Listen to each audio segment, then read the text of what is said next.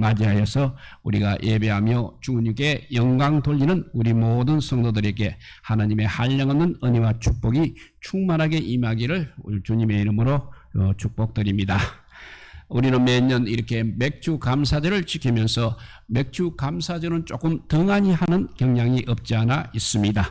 왜냐하면 계절적으로 우기에다가 뜨거운 여름철이 겹쳐서 그런 것보다는 많은 사람들이 왜 굳이 맥주 감사절을 지켜야 하느냐.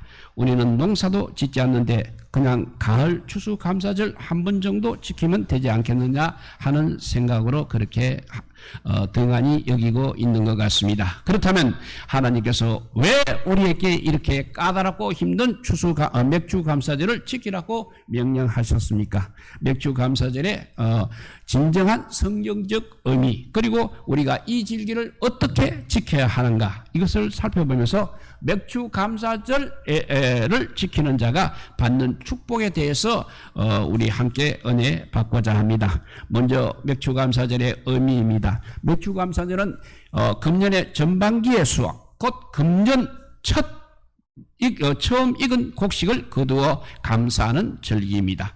추수감사절은 후반기 수확입니다. 그러니까 가을철에 거둔 수확을 인하여서 감사하는 절기이고, 그리고 또 한 해 동안 베풀어 주신 하나님의 은혜를 감사하여 지키는 절기가 추수감사절인 것입니다.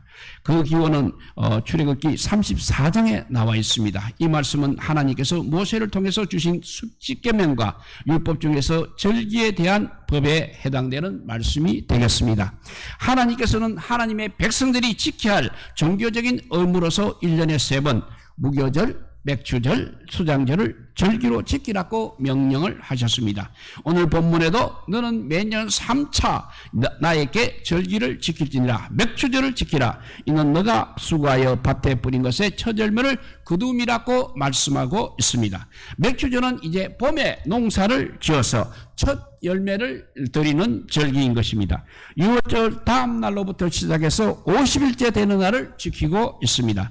그러므로 이 맥주절 감사절에는 두 가지의 큰 의미가 있는 것입니다. 첫째는 십계명의 말씀을 주신 날입니다. 이스라엘 민족이 출애굽하여 50일째 되는 날 시내산에 도착하였습니다.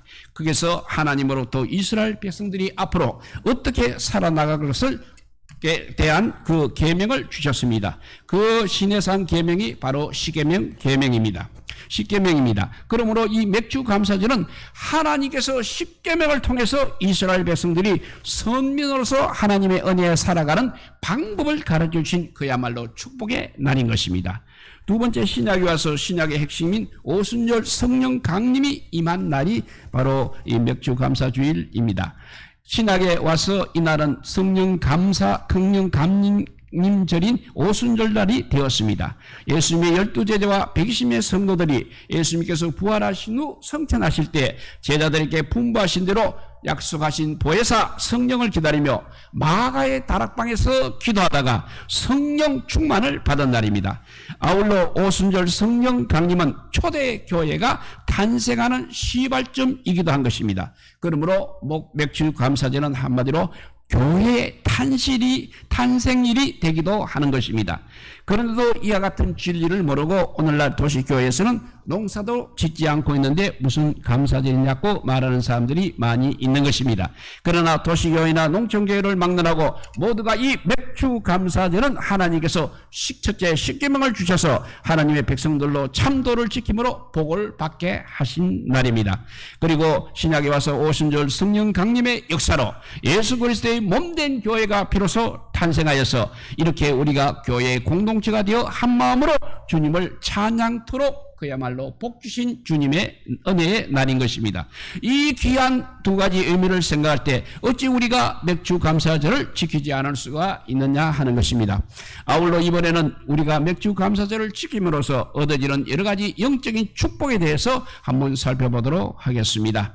맥주 감사절은 신앙생활의 성숙됨을 의미하는 것입니다. 이스라엘 백성들은 40년간 광야 생활을 해왔습니다. 광야 생활이라는 것은 하나님께 전적으로 의지하는 생활입니다. 또 하나님께서 주시는 메추라기와 만나를 받아먹고 사는 은혜의 생활이었습니다. 쉽게 이야기해서 일은 하지 않고 그냥 하늘에서 내려오는 것만 받아먹고만 사는 그런 삶이었습니다. 마치 어린아이들이 부모나 어른들이 해주는 것을 받아먹고 살아가는 것과 똑같다고 할 수 있는 것입니다. 그런데 어린아이들의 특징이 무엇이겠습니까? 부모님으로부터 모든 것을 공급받아 살아감에도 불구하고 그 부모님의 은혜를 제대로 알지 못하고 감사하지 않는 것처럼 마치 오늘의 교인들이 하나님으로부터 구원을 받고 제사함을 받고 은혜를 받고 축복을 받고 살아가면서도 하나님께 감사할 줄 모르고 봉사나 헌신 충동도 할 줄 모르는 사람과 똑같다고 할 수 있는 것입니다. 그런데 100% 하나님의 공급으로 살던 그 이스라엘 백성들이 이제 요단강을 건너 가나안 땅에 들어가게 됩니다. 그럴 때부터 이제 하늘로부터 주어졌던 만나와 메추라기가 끊어져 버렸습니다. 아무리 애걸하며 소원하여도 끊어진 만나와 메추라기는 이제 두 번 다시 내리지 않았다는 것입니다. 그래서 할 수 없이 이스라엘 백성들은 이제 땅을 개간하고 실을 뿜으며 농사를 짓기 시작했습니다. 아울러 가축을 기르고 땀 흘며 일하며 수고하였습니다. 그리고 비로소 첫 열매를 거둘 수가 있었던 것입니다. 이스라엘 백성들은 첫 수확의 기쁨을 하나님께 돌리며 기뻐하였습니다. 이것이 맥주 감사절의 첫 모습인 것입니다. 이스라엘 백성들이 지금까지는 하나님께 바다만 먹고 그러면서도 감사할 줄 모르는 덜 익은 신앙이었습니다. 그러나 이제 맥주 감사절을 통하여 자신들이 노력해서 거둔 수확을 가지고 하나님께 감사할 줄 아는 신앙으로 성숙된 것입니다. 그러므로 감사하는 생활을 통해서 신앙이라는 것은 더욱 새롭게 성숙되는 것을 믿으시기 바랍니다. 이렇게 두 번째는 맥주 감사절은 신앙의 자급자족을 의미하는 것입니다. 우리가 지금까지 살아오면서 사용하는 모든 것 중에 우리 것은 하나도 없는 것입니다. 지금 내가 가지고 있는 것 중에서 하나님께 받지 아니한 것이 어디 있으며 내가 드리는 것 가운데 내 것이 어디에 있겠습니까? 그러나 하나님께서 만나를 내려주셨듯이 직접 주시는 것과 또 내가 땀 흘려 수고하고 얻은 것하고는 근본적으로 다른 것입니다. 그래서 맥주 감사절은 우리가 그래도 땀을 흘려 수고하여 얻은 것을 우리 하나님께 감사하는 아주 소중한 사건으로서 우리들의 믿음의 자급자족이 선포할 수 있는 것입니다. 이제는 우리는 강야 생활을 청산해야 하는 것입니다. 하나님만 의지하고 살던 생활이 이제는 자족의 생활로 변화되어야 하는 것입니다. 하나님께 달라고 조르기마다 하던 그런 믿음에서 이제는 드리며 감사하는 믿음으로 바꿔져야 하는 것입니다. 신앙생활은 남의 것 가지고 하는 것이 아니고 그리고 또 빌려서 설 수도 없는 것입니다. 빌려온 도끼는 나무를 자를 수가 없는 것입니다. 도끼날이 언제 빠져나가 물에 빠질지 모릅니다. 이와 같이 신앙은 얻어다 하는 것이 아니라는 것입니다. 자기의 믿음 가지고 자기가 구원받고 자기의 신앙 가지고 자기가 축복을 받는 것입니다. 신앙은 반드시 이렇게 자급자족이 이루어져야 하는 것입니다. 세 번째 맥주 감사절은 하나님의 말씀을 지키는지 안 지키는지 시험을 하는 것입니다. 하나님께서는 광야에서 이스라엘 민족에게 율법을 주셨습니다. 하나님의 말씀과 계명은 듣기만 하라고 주신 것이 아니라는 것입니다. 듣고 반드시 행하라고 주신 것입니다. 그러므로 맥주절을 지키라고 한 것은 하나님의 말씀을 지키는지 안 지키든지 순종하는지 불순종하는지를 시험하신 하나님의 시검석인 것입니다. 우리들의 신앙이 성장하게 되면 반드시 하나님께서는 시험을 하십니다. 신앙이 어린 사람에게는 시험이 없지만 신앙이 크면 클수록 시험이 따르고 시련과 모험이 따르게 되는 것입니다. 그러나 이 시험을 이기게 되면 더 큰 믿음이 오는 것입니다. 그리고 신앙과 인격이 놀랄 만큼 성장을 하게 되는 것입니다. 모쪼록 이 모든 시험을 통과해서 하나님께서 주시는 축복과 은혜를 받는 성도들이 되시기를 바랍니다. 네 번째 맥주 감사절은 하나님께서 축복하시기 위한 근거입니다. 맥주 감사절을 지키는 성도에게 주시는 축복에 대하여 성령은 말씀하시기를 창고가 가득히 찬다고 하셨습니다. 무슨 창고가 가득히 차느냐면 육의 창고가 가득히 차게 됩니다. 또 심령의 창고가 가득히 차게 되고 영의 창고도 가득히 차게 되고 또 하늘나라의 창고가 가득히 차는 것을 우리가 믿어야 하겠습니다. 하나님은 드리는 자의 하나님이시며 드리는 자를 반드시 하나님 하나님께서는 축복하십니다. 하나님께서는 축복하시기 전에 반드시 먼저 드리라고 말씀하셨습니다. 제단에 제물이 빈약하면 축복의 비가 내리지 않는 것입니다. 하나님께서 받기만 하던 이스라엘 민족에게 드리라고 이렇게 말씀하신 것은 이스라엘 민족을 더 축복하시고 더 좋은 것으로 풍성하게 주시기 위한 것임을 깨달으시기 바랍니다. 하나님께서 없어서 우리 인간들에게 드리라고 그렇게 말씀하신 것이 아니라는 것입니다. 그러므로 하나님이 드리라고 한 것은 우리들을 더 많이 축복하시기 위한 것임을 믿으시기 바랍니다. 그리고 중요한 것은 맥주전은 하나님의 명령입니다. 오늘 본문을 보니까 하나님께서 이스라엘 백성들에게 명령하시기를 맥주전을 지키라고 말씀하셨습니다. 명령은 바로 윗사람이 아랫사람에게 하다라는 주의계통의 명령인 것입니다. 그러므로 이 명령은 반드시 시행하여야 하는 것이 명령인 것입니다. 그 명령이 나에게 부당하고 또 이치와 사리에 맞지 않는다고 생각이 되어도 반드시 그 명령을 실행을 하여야 하는 것입니다. 특히 전쟁터에서는 상관이 돌격 앞으로 가고 명령을 내리게 되면 총탄이 비오듯 퍼붓는 곳이라도 무조건 앞으로 가야 하는 것입니다. 거역하게 되면 명령 불복종죄의 죄로 적결 처분까지 받을 수도 있는 것입니다. 그런데 오늘날 일부 신신학을 주장하는 자유주의자들이나 급진주의자들과 또한 대도시의 교회에서는 맥주 감사절의 무용론을 주장하기도 하는 것입니다. 그러나 오늘의 우리 교회 성도들은 이 맥주 감사절의 의미를 바로 깨달아야 하고 하나님께서 기뻐하시는 감사절을 지켜서 하나님께서 주시는 그 무한한 은총과 평강과 축복을 받기를 주님의 이름으로 축복합니다. 사람마다 가정마다 세계 각 나라마다 경축일과 기념일이 있게 있는 것입니다. 성경에도 우리 하나님께서 이스라엘 백성들에게 여러 가지 절기를 주시고 그중에 특별히 3대 절기를 지키라고 명령하셨습니다. 그 3대 절기를 다시 한번 간략하게 소개하면 애굽에서 430년 동안 종살이 하는 중에 해방됨을 기념하는 유월절이 있습니다. 두 번째는 칠칠절이라고도 하고 초실절이라고 하는 맥주절이 있습니다. 세 번째는 장막절이라고도 하고 초막절이라고 하는 수장절 즉 추수감사절이 있는 것입니다. 맥주절은 6월절을 지나고 10주 곧 49일을 지낸 다음 날 출애굽기 34장 20절 말씀에는 칠칠절이라고 이렇게 명령했습니다. 말했습니다. 특별히 당해년에 처음 익은 곡식과 열매를 추수하여서 하나님께 드리는 초실절이라고 합니다. 통상 맥주절이라고 부르게 되는 것은 여름철의 대표적인 곡식이 바로 보리와 밀이었기 때문에 그렇게 부르고 있는 것입니다. 그러면 이제 맥주절을 지키는 방법 몇 가지를 말씀드리도록 하겠습니다. 첫째, 첫 열매는 하나님 것임을 깨닫는 절기로 지켜야 하겠습니다. 우리들이 가지고 있는 모든 소유나 시간과 삶 전체도 처음 것 그리고 제일 좋은 것은 우리 하나님의 것이라는 믿음을 가지고 살아가는 성도가 되어야 하겠습니다. 그런데 오늘날 보리농사나 밀농사를 짓지 않기 때문에 맥주 감사절에 대해서 무감각한 것을 볼 수가 있습니다. 그러나 꼭 농사를 짓는 사람만 이 맥주절을 지키는 것이 아니라 장사하고 직장생활하는 사람도 첫 열매, 첫 소득을 드리는 마음으로 이 절기를 지켜야 하는 것입니다. 두 번째는 감사함으로 드려야 되는 것입니다. 하나님께 드리는 것 중에 감사함이 따르지 않는다면 그 어떤 것을 하나님께 드린다 할지라도 우리 하나님은 기뻐하지 않으신다는 것입니다.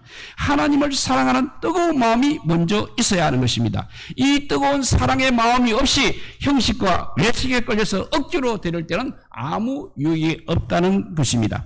특별히 맥주 감사절은 감사의 절기입니다. 이스라엘 백성들이 애굽에서 나와서 젖과 꿀이 흐르는 땅 가나안에 들어가게 된 것을 감사함으로 지켰다면 오늘의 우리들은 이 제약된 세상에서 해방되어서 영원한 새하늘과 새 땅을 주신 것을 믿고 감사한 마음으로 지켜야 하는 것을 믿으시기 바랍니다. 또 본문 15절에는 보면 빈손으로 나에게 보이지 말지니라고 말씀했습니다. 정성이 깃들인 귀한 예물을 하나님께 드림으로 하나님을 향한 우리의 믿음과 사랑을 나타내야 되겠습니다. 그리고 세 번째 지키는 방법은 감사에는 반드시 희생이 따라야 하는 것입니다. 왜 예수님은 부자들이 많이 드린 것보다 가난한 과부가 엽전 두 투입을 드리는 것을 칭찬하셨겠습니까? 그 이유는 바로 그 과부에게 희생이 있었기 때문입니다. 이 가난한 과부는 두 냅돈이 그야말로 자기 재산의 전부였습니다. 그것을 드리고 나면 지금부터 굶어야 할 처지인 것입니다. 과부가 두 냅돈을 헌금한 것은 액수로 보기에는 비록 적은 것이지만 정신적으로는 가장 큰 헌금이었던 것입니다. 그 여인은 돈으로 헌금을 한 것이 아니라 마음으로, 중심으로, 희생으로 한 것입니다. 많은 것들 중에 절반을 드리는 것보다 적은 것 중에서 전부를 드리는 것이 바로 희생이라는 것입니다. 네 번째는 감사에는 항상 믿음과 모험이 있어야 하는 것입니다. 하나님은 믿음대로 이루어 주십니다. 믿음이라는 것은 항상 모험을 동반하는 것입니다. 이럴까 저럴까 망설여질 때 우리는 모험을 하여야 하는 것입니다. 큰 믿음이 있을 때 그 믿음이 바탕이 되어서 큰 역사가 일어나게 되는 것입니다. 그 믿음은 모험에서 시작이 되는 것입니다. 성경에 기록된 수많은 믿음의 사람들을 보면 모두 모험을 감행하였습니다. 모세도, 다윗도, 솔로몬도, 그리고 신약의 바울도, 베드로도 모두 모험적인 믿음을 가지고 있었습니다. 12의 열립보고나 앓던 그 여인이 예수님을 찾아간다는 것도 역시 엄청난 모험이라는 것입니다. 그러나 그와 같은 모험이 있었기에 예수님을 만나고 그와 그의 가정이 모두 구원을 받았습니다. 이렇게 모험적인 믿음을 가지고 결단하여 나갈 때 하나님께서는 믿음대로 이루어 주시는 것을 믿으시기 바랍니다. 다섯 번째는 하나님께서는 절기를 지키는 자에게 반드시 축복을 약속하셨습니다. 하나님께서는 절기를 감사함으로 지키는 자들에게 영원한 하나님 나라의 새하늘과 새 땅뿐만 아니라 이 땅에서도 영육의 모든 평강의 복을 주신다고 분명히 약속하셨습니다. 하나님의 사랑과 은혜와 축복을 받는 길은 하나님께서 기뻐하시는 일을 하여야 하는 것입니다. 하나님께서 기뻐하시는 일이 바로 감사하는 생활인 것입니다. 이러한 절기의 감사는 감사의 교훈을 새롭게 받고 잃어버린 감사의 생활을 새롭게 하는 점에서도 의의가 있다는 것입니다. 이제 말씀을 정리합니다. 오늘 맥주 감사절을 맞이하여서 우리들은 하나님의 모든 은혜를 다시 한번 헤아려 보시고 감사하는 자가 되시고 또 감사가 넘치는 성도가 되시기 바랍니다. 그래서 골로새서 3장 15절에 보면 그리스도의 평강이 너희 마음을 주장하게 하라. 평강을 위하여 너희가 한 몸으로 부르심을 받았느니 또한 너희는 감사하는 자가 되라고 했습니다. 우리들의 육신이 살아가는데 필요한 것을 채워주실 것입니다. 그리스도 안에서 신령한 축복을 주실 것입니다. 그리고 영원히 하나님의 선하심과 인자심을 베풀어 주심을 우리가 생각할 때 범사에 항상 감사해야 하며 특별히 역경의 때, 환난의 때, 고난의 때에 우리가 더욱더 감사할 수 있는 성도가 되시기를 주님의 이름으로 축복합니다. 범사에 감사하는 것이 바로 하나님의 뜻이라고 했습니다. 또한 하나님께서 기쁘시게 하는 것이라고 했습니다. 또 하나님께 영광을 돌리는 유일한 방법이 바로 범사에 감사하는 것입니다. 그리고 축복의 길인 것을 우리 모든 성도들은 믿으시고 그 뜻대로 하나님의 뜻대로 준행하셔서 하나님의 약속하신 하나님의 신령한 복과 이 땅의 기름진 복과 또 신상의 건강의 복을 자손 만대까지 받아 누리시는 우리 성도들이 다 되시기를 우리 주님의 이름으로 축복드립니다. 기도하겠습니다. 사랑의 하나님 감사합니다. 하나님께서 나를 특별히 절기를 정하여서 우리에게 감사하게 하여 주신 것 감사합니다. 우리는 평소에는 아버지여 하나님께서 주신 그 무한한 것을 받아 누리면서도 아버지여 무감각하여서 감사할 줄 몰랐음을 또한 고백합니다. 이제 아버지여 감사절을 잘 지키는 우리 성도들 되어서 정말 하나님께서 함께하는 우리 삶이 되게 하여 주시고 이 땅에 얼마나 많은 고난과 고초가 우리를 앞에 항상 놓여져 있습니까? 그때마다 우왕좌왕할 것이 아니라 평소에 감사를 많이 해서 하나님께서 우리를 지켜주시는 그 풍성한 은혜가 우리가 이 땅에 살면서 아버지여 우리가 맛보게 하여 주시기를 간절히 비우며 영원한 하나님 나라를 준비하신 그 하나님 나라를 위해서 우리가 나아가는 삶이야말로 하나님께서 가장 기뻐하는 삶이라고 했습니다. 우리가 우리의 것으로 보지 아니하고 늘 하나님께서 주신 것으로 감사하며 감사 생활을 잘하고 신앙생활을 잘하는 우리 모두가 되게 하여 주시기를 간절히 빌고 오라올 때 이 모든 말씀 아무 공도 없으나 우리 구주 예수 그리스도 이름으로 기도드리옵나이다. 아멘. 예, 우리 찬송가